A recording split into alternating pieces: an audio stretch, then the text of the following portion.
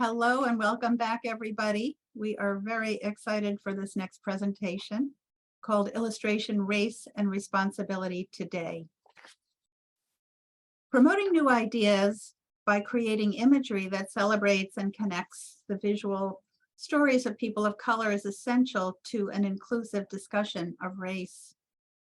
Artist and art director Hollis King will lead a panel of artists, including Rudy Gutierrez, Gregory Christie, and Phillips Pendleton, in conversation about the power of illustration to inspire change. They'll also share their personal experiences in the marketplace and thoughts on expanding access in the field across platforms for working and aspiring illustrators. The work of each of these talented artists is featured in our current exhibition, Imprinted, Illustrating Race. And it's my pleasure to introduce the group. Hollis King is an artist and the former vice president and creative director at the Verve Music Group, the largest jazz record label in the world, where he worked with many noted musicians and illustrators. He's received numerous awards and citations from Communication Arts, How, Print, AIGA, Graphice, and the Society of Illustrators, as well as 5 Grammy nominations. The designer of sets for public television and for August Wilson's American Century Cycle, among others, he currently leads his own creative company, sits on the executive board of the Billie Holiday Theater, and lectures at the Fashion Institute of Technology, School of Visual Arts, Art Directors Club, and other locations. He is the catalog and graphic designer for Imprinted Illustrating Race, and I just want to show you the beautiful cover that he created for our catalog. He also did all of the panel and label designs for the exhibition and our marketing designs, and it really just made for a stunning representation of the show.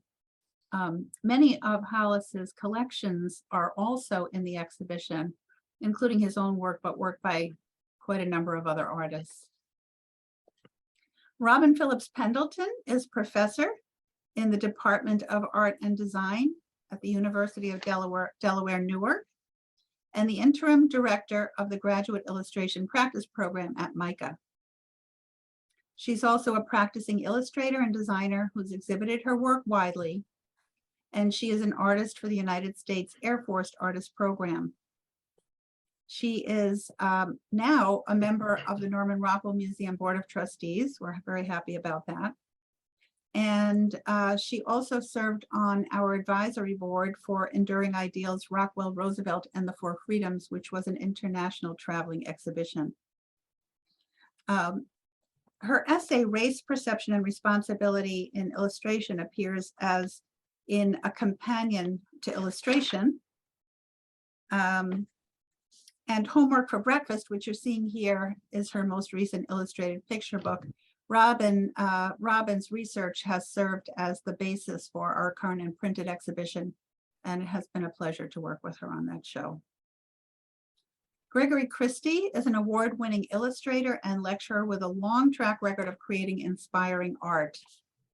An NAACP Image Award winner, he was the artist for the United States Postal Service's Kwanzaa stamp and has created wide-ranging imagery from the John Coltrane album covers, actually, which you see on the right, which is in the exhibition, to animated films on Netflix.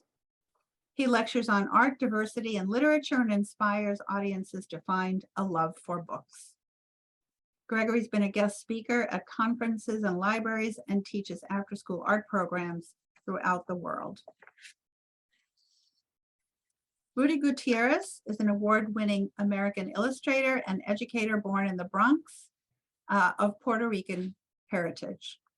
A professor of illustration at Pratt Institute in Brooklyn, where he has taught since 1990.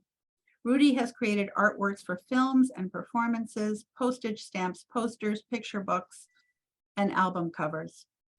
His artwork for Santana's Shaman was used as a set design at the 2002 Super Bowl halftime show, and his paintings were commissioned for the film Chasing Train, John Coltrane documentary, and the artworks here are for a related picture book. and they are in the exhibition. Featured in many public and private collections, his art is included in those of musical icons Carlos Santana, Clive Davis, and Wayne Shorter. As I said, Rudy's work is on view in Imprinted, but also his musical compilations are being enjoyed in the galleries because he created a fantastic musical score for the exhibition. So with that, I welcome you all, and I will turn the program over to Hollis. Thank you all for being here. Thank you, Stephanie. Thank you, everyone, for being here. I consider you all friends, and we've had this discussion privately in many different forms. So to air in public what we say in private is actually really wonderful. So we start in a place of respect and honor to have a conversation with you. I'll start with Robin's essay in the book Imprinted, Illustrating Race. And Robin, you covered in your essay at least the first 300 years of American illustrating of stories, the lack of representation, and what it means when you don't have a voice, what it means when someone else tells your story, what it means when somebody comes at your culture from a place where they know nothing about. So the first question I have for all of you is, why does representation matter? Well, I think it matters because it instills a sense of pride and knowledge in your culture. When it's represented, it reflects back to you. And I think everyone wants to be validated in the world in some way, shape, or form. And images are the first language. People understand images before they read, before they understand the alphabet, no matter what country you're in. So those images, they imprint on the brain. Yes. I also agree, but what I feel is that the United States is a unique country in the sense that you have all these different cultures. So it's important that as we have this country, that everyone gets to have a voice. And I concern myself at this point in my career with images for people that are not even here yet. I'm doing children's, and I'm doing images for people that this is going to be their first exposure to artwork. But beyond that, this is the first exposure to their history. So I can tell you, when I was growing up, I didn't have these books that I do now. And this is not 50 years ago, 100 years. This is not that long ago. So it's important to actually have yourself represented, to see yourself, because it helps the society as a whole. When you have all these different cultures, and if you feel that you don't have a voice, I mean, that could lead to just a disdain for a society, meaning that they never want to listen to me. Why should I listen to them? We all have to learn to get together. And I think art is a way that people can heal. Art is a way that people can see each other in ways that are that give a sense of humanity. Yeah. Mm. I agree with everything that's been said, of course. Culture is our power base. This is where we see our validity and divinity. And it's real important that we see that constantly. It's no mistake. The artwork that I have behind me is representative of that. I do not walk alone. I walk hand in hand with my ancestors, my family, and the collective that's here right now. And for me, that's what's important. It's always about the possibility to humbly speak for people who maybe do not have a voice, to humbly try to do that. It's not about a job or any of that. Yes, I want to make a living, but it's not about a job. It's about walking hand in hand as a collective with those of us who have a certain consciousness of harmony and spirit. I just love everything you all said. And I'll go back a little bit because, Greg, I remember in our private conversations, early on in your career, you chose to write books of people in history. You chose to tell stories of cowboys, the early Black cowboys that never got their respect. And it would have been easier for you to choose another way to make books, but you stuck to your guns, even when you did not see it as a way to make a living. And Mhm. talk about that personal commitment you've made for the last, I don't know, you've done how many books? 38 books, something like that? 70, I'm up to 70 now. They keep me working. And I when I was a little boy, I wanted to be an artist. I just knew I loved art, and it built my self-esteem. I knew I was different, and I knew that people, even though they knew I was different, they saw, I was kind of an introverted, quiet person. They still said, you're really good at art. So as I got into art school, I could have chosen anything. I really have been obsessed with art from an early age, from an art store to a museum. Always took jobs art related. So when I had the opportunity, I first started off doing record covers, and then there was an opportunity to do a children's book. And to be honest with you, in the beginning, I didn't really feel as closely as I did now. I was freelancing and starting my career, and I said, yes, I'll do a book.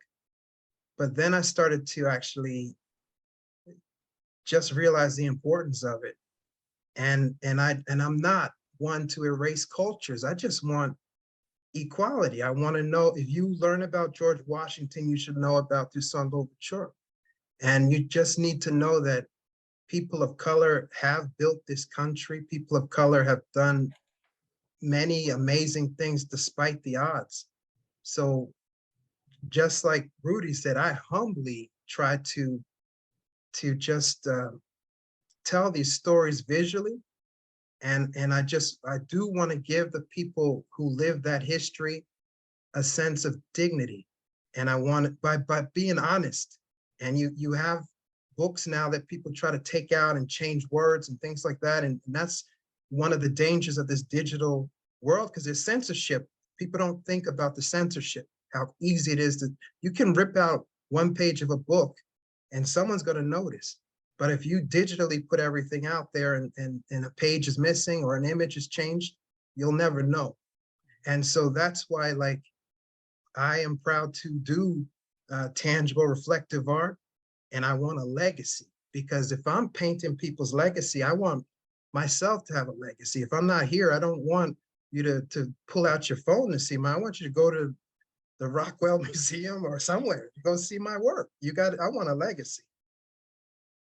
Beautiful. Wow. I think, before I go on to any other questions, this first question has stimulated so many other questions in me.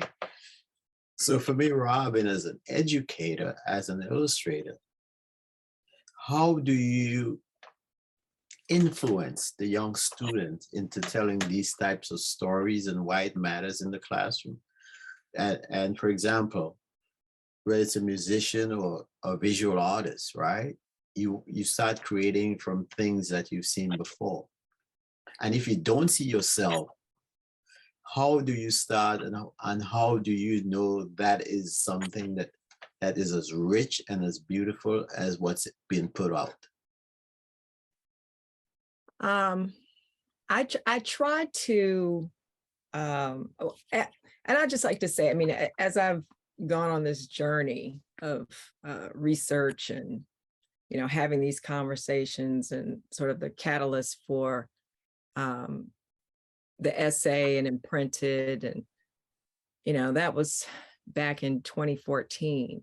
But just a little prior to that, just tapping into who I am, who I was, reflecting on me as a child and my influences, and garnering more courage to talk about the things that mattered to me, and just really honing in on the fact that, well, if I talk about things that matter to me, that they're going to matter to other people. They're going to matter. And originally I wasn't so sure about that, but to get rid of the fear, you know, and just putting stories out there, narratives out there, and, you know, and creating dialogue, creating dialogue with how I work and responding to things that are going on in the world from my point of view. So that point of view is what I talk about with students. I really try to get them to think about their point of view. And if their point of view is rooted in their culture, that's great. You know, how to hone that and put that out there. And I think that there is a level of fear in the classroom about being judged about your point of view. I mean, I was judged as a student in the 80s. I was judged in high school. So there was a lot of judgment in my past with being not only a Black artist, but a female artist. Like, how dare you? What do you think you're going to do with that? You're going to starve. You know, like, why would you do that? So there were a ton of questions, thankfully not in my household, but all around me, neighborhood, church, everywhere. And just bringing all of that with me to the classroom to say, this is a safe space and your point of view matters. No matter what your culture, no matter what your, you know, where you come from, no matter what country, it's important. It's important to us in this space, and it's important to society. It's important to the world. Yes. You know, I remember growing up in the Caribbean, telling my mother I wanted to be an artist, and the resentment.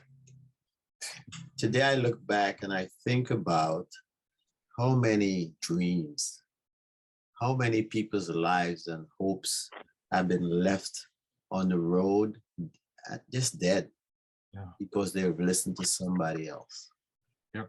And Rudy, there's something distinctly different or idiosyncratic in your work, which is the spirituality part of it. There's always ancestral respect and worship in there.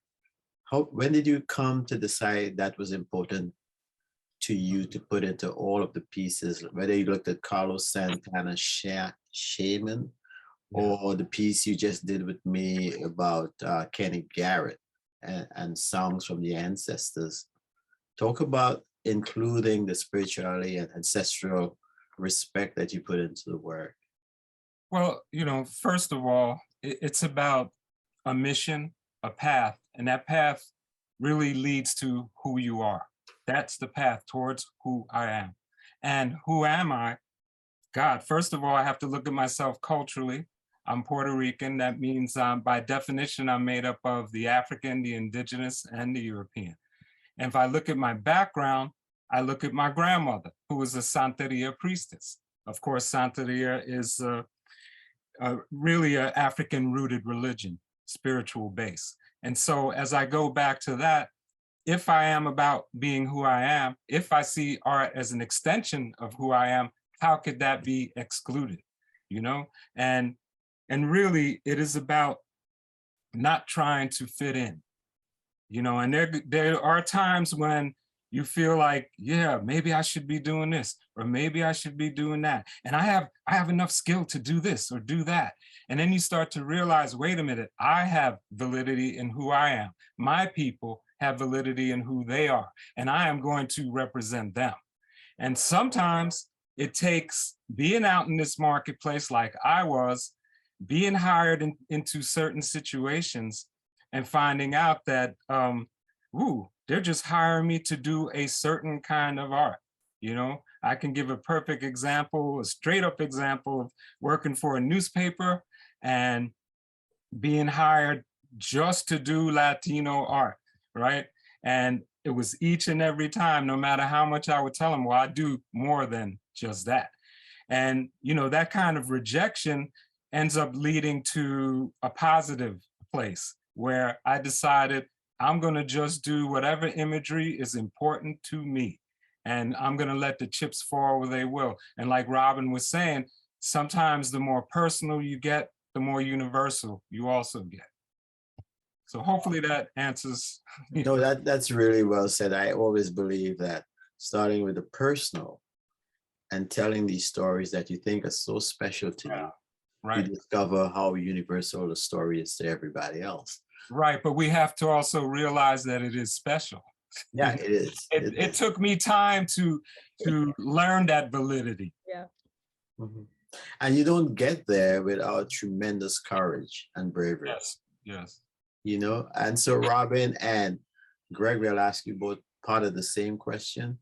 How has you incorporated culture into your art practice?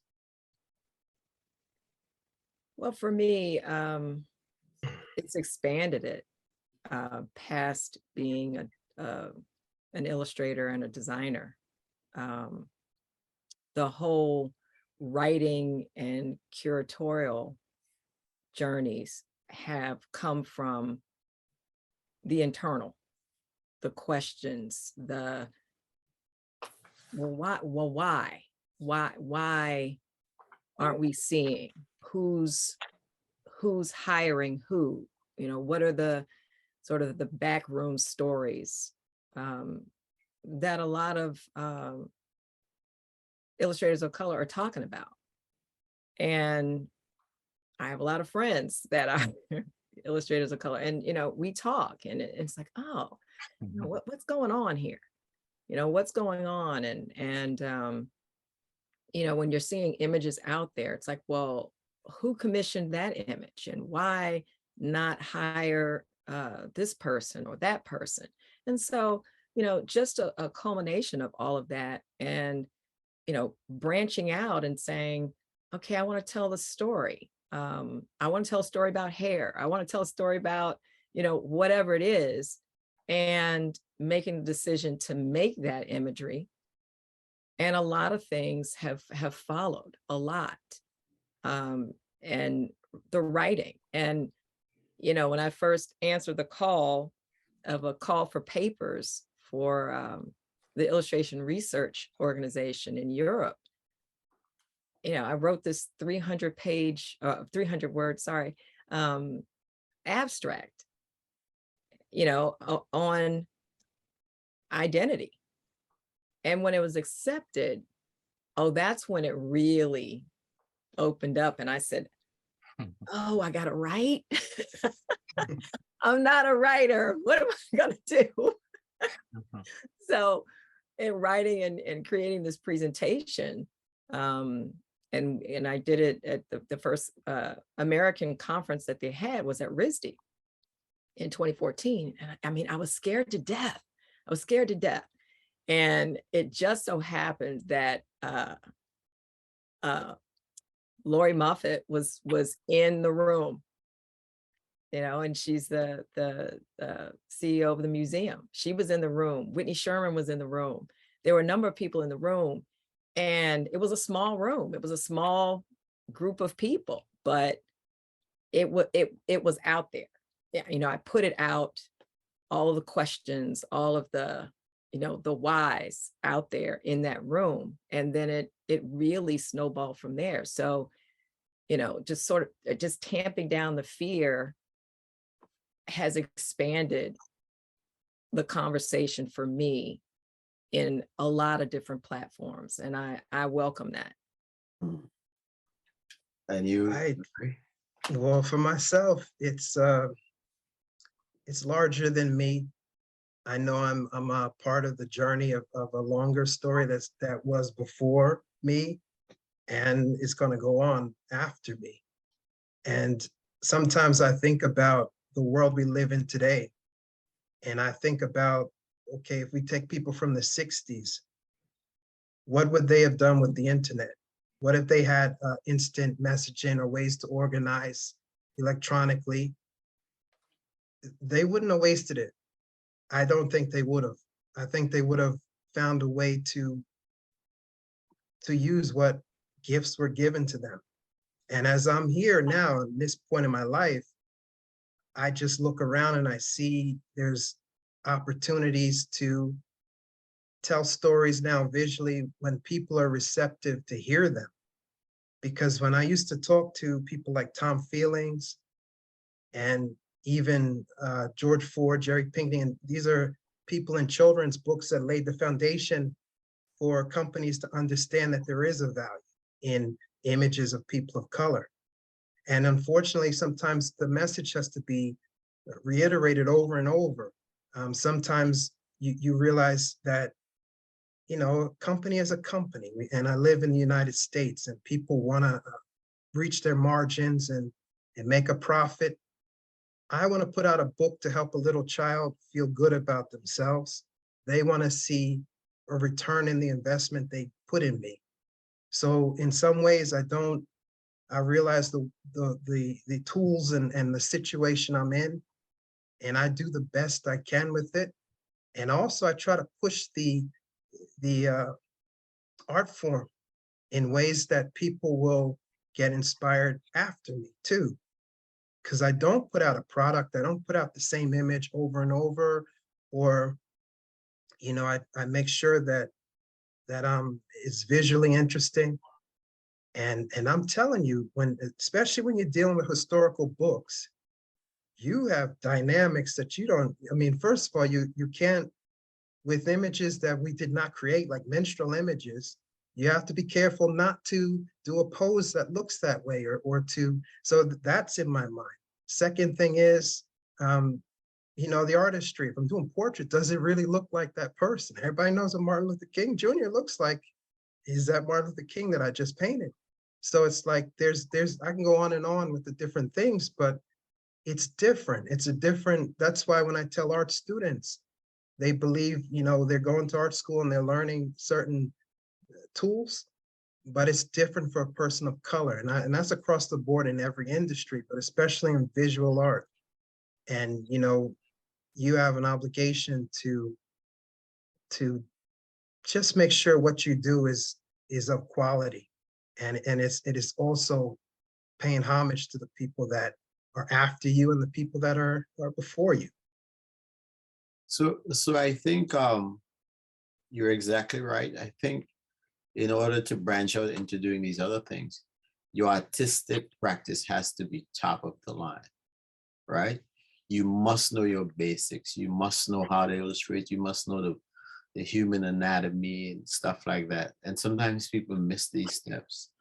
I sometimes wonder, as not only as someone who draws, but someone who hires and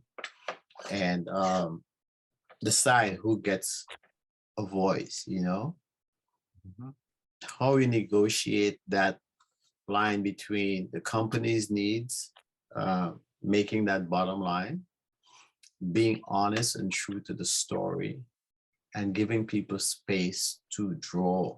So negotiating both sides of it. How important to you is the creative director in this process, or the editor at the book company, to understand what you're trying to say and to not, how should I say, whittle down the impact of the art and be an advocate internally for you? Talk about the importance of that relationship between you and the creative director, who I think of as a middleman. I can tell you, first off, you need to understand why you're painting things the way you are, because when someone says, just like if you're in an art exhibition and somebody challenges you, why did you make the lips so large? Why did you do? You need to be able to understand and also articulate what you were doing as an artist. And specifically, I've had instances, and I just did a book, and this is just a quick story about it, but there's now sensitivity reads. Companies are very sensitive to, they're very, very like, they're just worried that how people will take things in order that the book doesn't just tank. So I did an image of a baby and a sharecropper in a field dancing, because that's what the text talked about, the joy of his sister Rosetta Tharpe grew up in Cotton Plant, Arkansas. And I had to push back because they wanted me to make the baby more serious. And I'm like, people people who are poor and were peons didn't always have a horrible life. It was a tough life, but many poor people will tell you, we were poor, but I never knew we were poor because my parents really did everything they could to make me feel some sense of dignity. They didn't mire us in our problems and what we don't have. So that was what I had to, this was a exchange back and forth until finally I helped them see that my intention is not to have happy slaves, because we're talking about a different time period. Slavery is one time period. Jim Crow and peonism, where they make people work and never get out of their debt, that's another segment of history. So you have to, that's why they hire you. I believe that, you know, like in order for me to like sleep at night, I feel they hire me also because let's say I'm an expert in Black imagery. So when they don't know and they start to tell me, do a child throwing up money, I don't want it.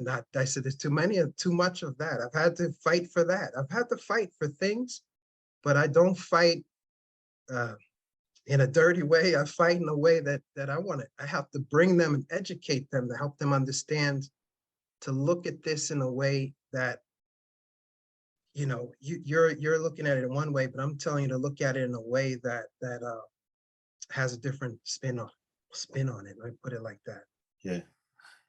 You are listening to Illustration, Race, and Responsibility today, sponsored by the Norman Rockwell Museum. We have Rudy Gutierrez, top left, Robin Phillips Pendleton, Gregory Christie, and I am Hollis King. So continue. Rudy, did you want to say something? Yeah. I remember listening to this interview with Bob Marley, right? So the interviewer asked Bob Marley, so Bob, what are you thinking when you go to play? And Bob goes, I don't go to play. I don't go to bow. I go to conquer, right? And you go, ooh, yeah, Bob, conquer what, right? And for me, it's conquering complacency, ignorance, but most of all, fear. Now, can I do that all when I'm working on a so-called commissioned piece? I'm sure gonna try. Now, we can get personal, Hollis, because I remember you, Ouch. when we first met, you hired me. Well, we talked about the possibility of an album cover. We talked about some ideas, and I decided I'm not gonna do any ideas. I'm gonna do a full out painting. And I brought it to your office, and what did you say? You said, you don't. I'll tell you what I said. Yeah. Rudy, did you not play fair? Exactly. And over the years, Rudy has done several projects with me. But what I love about what he does, it's all honest, it's humane, and it's about liberation. Yeah. He's always have those things at front of mind, you know? At the same time, Hollis, and just like Gregory was saying, you're working with a client. There's a collaboration that also happens. I know in my spirit where you're coming from. So I know I can knock certain doors down. And then if I give you enough ammunition, you can walk that through the other channels with your expertise in terms of persuasion. So it all becomes collaboration. It does. Now, there are other cases where, you know, for instance, I recently did an editorial job on social justice, and they told me my sketches were angry. And I go, yeah, I think so. But I'm being paid by them. So there's a certain amount of collaboration that has to happen. So I have to consider, okay, how can I revise some of this, not to fit in, because it still has to feel like me, but with the understanding that it is a collaboration. Then you get to another door where you go, I'm not going through that door. The NRA is calling me to do a job, and that's not a door I'm going through, because I will not be used for somebody else's agenda if it doesn't align with my own. Yeah, I totally agree. I mean, I was thinking, you know, listening to Rudy talk, you know, and I was thinking about the idea of being willing to walk away Oh, yeah. Mhm. from a job. I mean, to Ah. stand on principle and be willing to walk away, but bring your A game, Yeah. giving Mhm. another alternative to what they're talking about.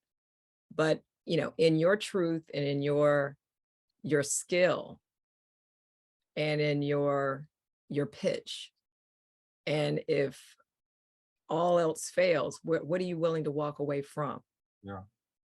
Can you do the job and be who you are and meet in that middle area, and will you be able to sleep at night?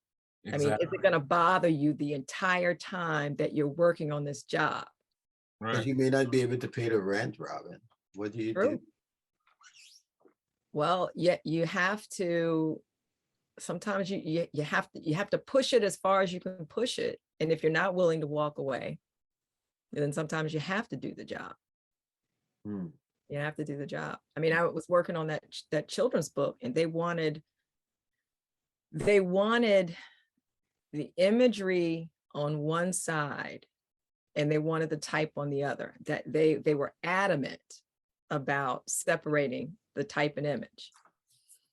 And so the designer in me, I created all of these spreads, all of these sketches. They were double spreads. And I designed it so that there was the type. There was no other place they could put the type. Yeah. And it changed their minds. Yeah. And that's not a happening that will, it won't always be that way. But, and somebody asked me, it's like, well, what if they still, are standing strong to their position? And I said, well, but I put it all out on the line, and it opens up the conversation for them to say, oh, I never thought about that. Yeah. Never thought about that. So it's a visual dialogue, it's like, here, look at this. Yeah. Yeah, for a long time, my staff thought I was hard on them in the art department. Of course, the agent, the artist, the president of the company would come with these ideas that they want me to do. And we would they'd say, no, but they won't listen. So I would do 4 or 5 different versions of something. Yeah. And put tremendous commitment to what I believe is right. 95% of the time we won. Oh. So you really have to stand up for what you believe in. Yeah. I mean, and it makes you hold it. Also, courage builds courage. Courage builds courage, and also internal fortitude. Because slowly you just get stronger and stronger in staying to what you believe in. And that's the joy for me. That's the pleasure. Yeah. And I've taught my staff along the way to stand up for what you believe in. Yeah. And also, the part we're not saying is be an excellent communicator. Mm-hmm. There are people go up there and they can't explain what they're doing. You're going to get killed. That's where language skills come in. That's where you really have to sell. You can be a great artist and you can't talk for your work, probably won't get published. That's true. I'm thinking we have young people listening to this conversation. And all of you, as I look at you, you have accomplished so much. So the other question would be, how have you been able to thrive doing what you do?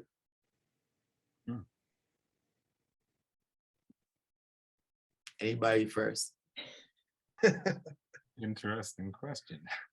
I've been able to thrive because I don't put my eggs in one basket. And I also, at one point, I thought to myself, everyone else is making money off my work. Why shouldn't I?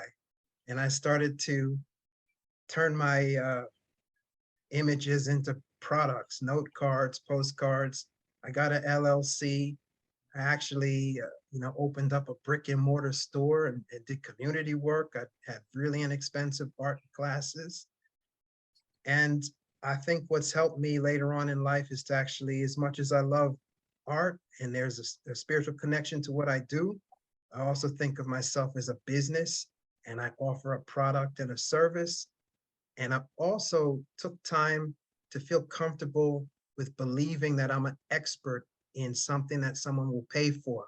So the mindset that I had is that if you are, let's say you had some well-to-do parents that have a little child that's drawing all the time, they want to encourage that. So there's their problem. And as a business, I can solve that problem because I'm an expert in working with children, teaching fundamentals in art. And so that's how I package things and put that out there. And I just also, I just adapt with the times and try to keep aware of what's going on in order to find my place in the tides that are going. They go in and out, and you just have to find your place. And everybody's journey is different. There is no, I can tell you just do this, this, and that, and you'll be successful. But I can tell you that, in my opinion, it takes your craftsmanship. You should be able to put artwork up on a wall that can compete or stand its own. It takes discipline, where you have to do things even when you're not, you don't feel like it, or there's other things to do. And it also takes luck.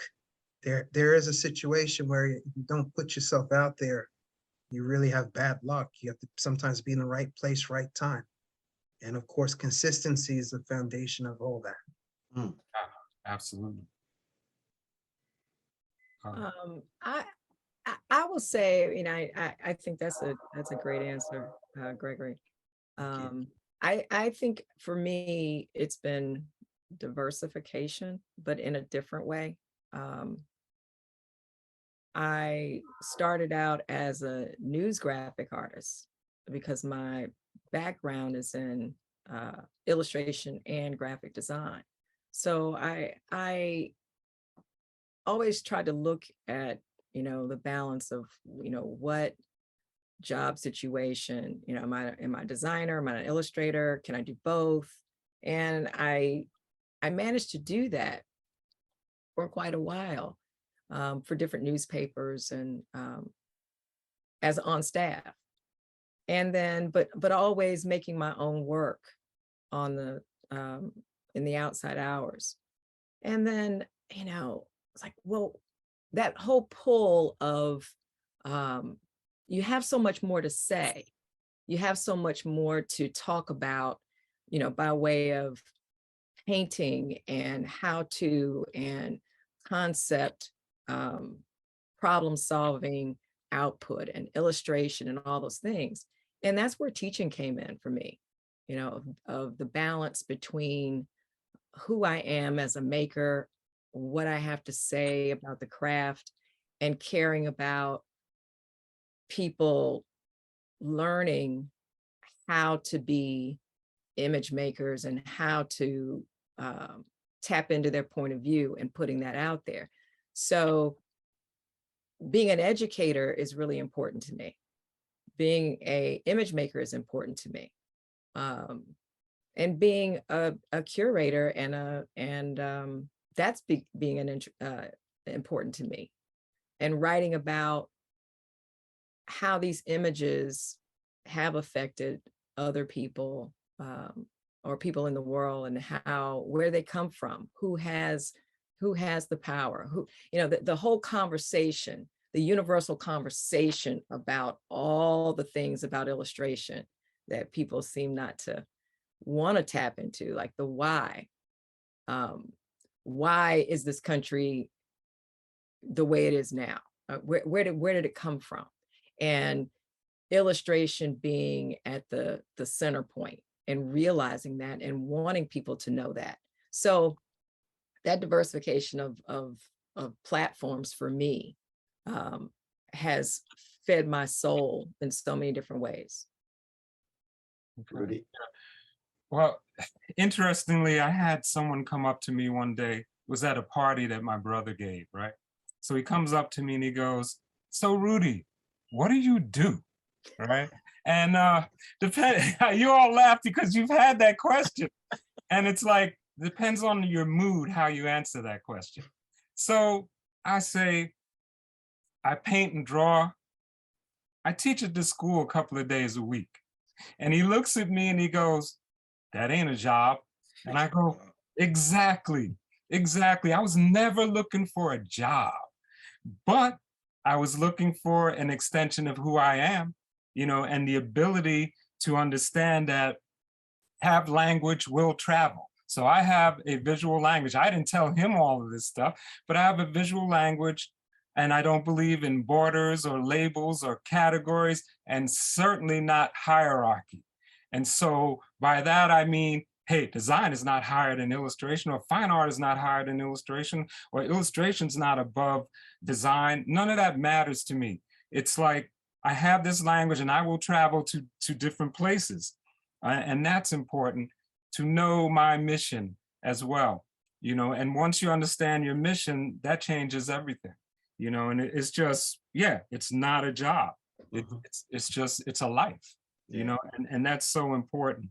And yes, I didn't tell them also the school that I teach at a couple of days a week, I'm also a tenured professor, and I have benefits and, you know, insurance and all of the above that most artists would struggle to get, and I've been blessed to have.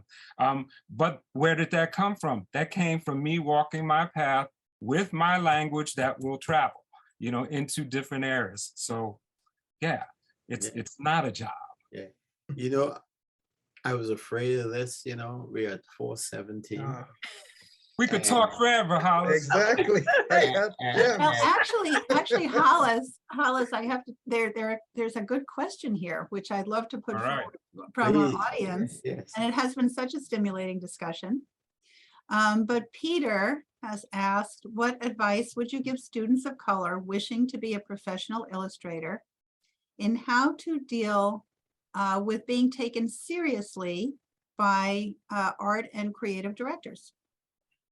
You know, that was one of the questions we were going to ask. So thank you, Peter. I think who should go first on this one? Anyone wants to go first, please go first. I'll just throw out real quick. Make sure your craft is really tight. Absolutely. I mean, yeah, your language, your craft, you know, your visual package is everything that it needs to be. Yeah. I would say, if you need a slogan, maximize your opportunities. So you have to sometimes realize that if someone, for instance, if you get to a point where you're doing a lecture, that you go and you say, well, I can do a lecture, but I can also do a team building exercise for you, or I can do a family night art program. It's, for me, it's like I just don't get spoon fed.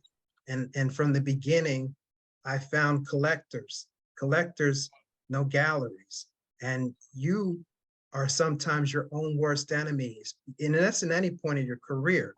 Instead of believing, you come up with problems for solutions, you know? So be careful not to have a thinking that, oh, they don't like this, or I can't get in here because of that. You have to try. And if you don't try, you have 100% chance of failure. If you try, you have 50% chance of something happening. And art directors know art directors, students know students. So just let somebody that you want to get in a circle know, and you never know how that can go. I want to throw this in as an art director guy. A couple of things. The first is, be a decent human being.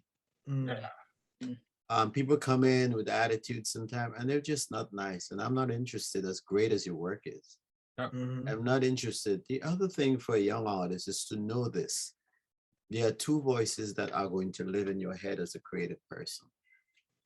One that says I can, and one that says I can't. Find ways to quiet the voice of doubt in your head so you can thrive and be the person you're supposed to be. Absolutely. And consider the idea that you're not trying to fit in ever. And what Robin was saying was very true. You want your skill level to be top notch. That doesn't mean that I'm just believing that surface is everything, but I think you should be able to do things by choice. Whether you like Dominique Ang or Jean-Michel Basquiat, it's like I can go wherever I want to go because of my skill level. And then what comes into play is who I am. And then if you can mix all of that up and what you feed yourself, I think that's very important too. What are you feeding yourself? What are you listening to? What are you looking at? It all comes into play. And I would also second what Hollis said. It's like, be a decent human being. I remember a student of mine who I had sent out to meet an art director, and it was for a photo editing position, but he was an illustrator, right? And he ended up getting hired, although he had no experience in that realm. And I remember years later, him talking to me, and he had talked to the art director and said, why did you hire me? Couldn't you see that I didn't have any of that kind of work? And she said, I looked across the table and I saw that I could work with you. Bottom line. And that's just so important. It really is. But never fit in, rise above the mix. You don't do the minimum. You never do the minimum.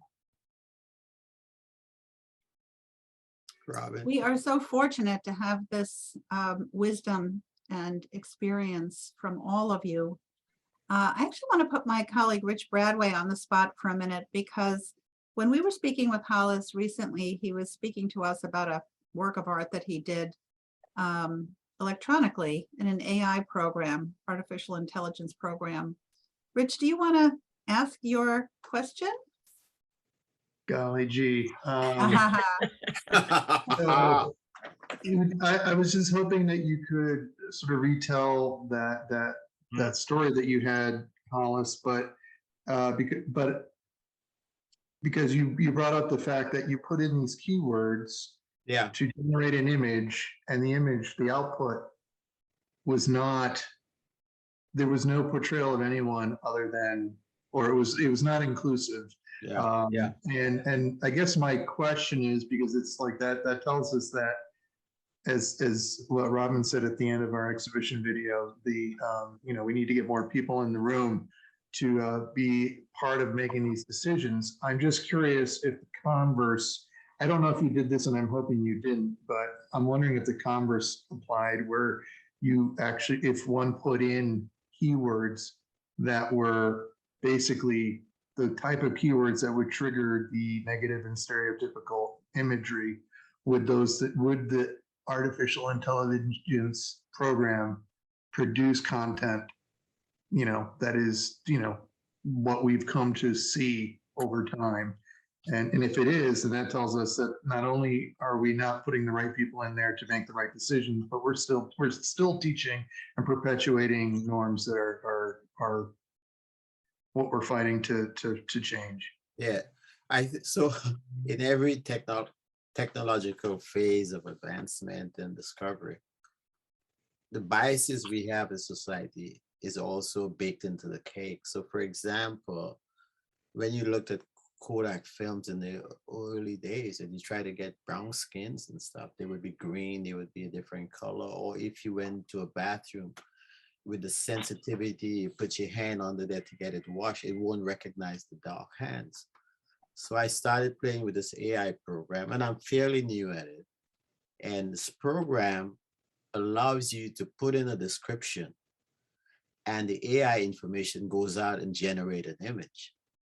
So I decided to play with the idea of illustration in this program. And I said, I want to show an image of people loving each other and getting along, united together in the world. And all the images were totally non-inclusive. So then I went the other way and I said, I would like to show people of African descent hugging and so on in a style like Matisse, in a style like Picasso. And it came back very stereotypical, right? It was just big lips and big forehead and stuff like that. And I think, technology cannot change our heart, right? We have to have a moral sense that we have to be inclusive as we move forward to build an inclusive world, a better world, not just for the people that are oppressed, but for everybody to thrive. And we as a democracy, if we say we are the greatest democracy, we must question, we must pull and push to help us get to where we need to get to as a country. So illustration plays a major part in how we go forward. It played a great part in holding us back. It will also be a way to help liberate us. Can I just add something to students of color, as well as what Hollis is saying? You're going to be challenged. You know, many of us have gone through this negativity. Imagine you're going to show your portfolio to an art director, and so the gatekeeper sends you to the freight elevator, you know, that kind of thing. Ooh, no, I'm not. I'm here to see an art director. And so it's important not to linger in the negativity. You know, that there's a great song by the Temptations where the line goes, no matter how hard you try, you can't stop us now, no matter how hard you try. And I live that way. And it's important that students understand that as well. Yeah, it's negative for that moment, turn it into a positive, let it go, move on, you know, real important. And then addressing the whole AI thing, yeah, it's difficult. It's a strange kind of combination that is starting to happen, but you can't replace emotion, soulfulness, and spirit and personal agenda. And, you know, that cannot be replaced. So that means we even get more personal, you know, we rock it even harder. That's really the deal. And that cannot be imitated. Surface can be imitated. That's it. Well, that was a wonderful summary and close to an incredible hour that has just flown by.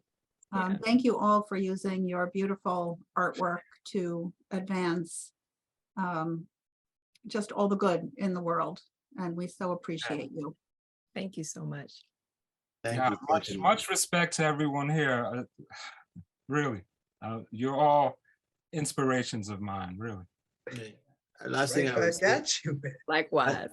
last thing I want to say, because I happen to be on the other side of the camera for a while, there was tremendous courage and dignity in how this exhibition, Yeah. this set of conversations were done. And I want to thank everybody who's responsible for this, for just showing such grace and pride. Thank you. Absolutely. Thank you. We couldn't have done it without you and we wouldn't have wanted to. Thank you so much.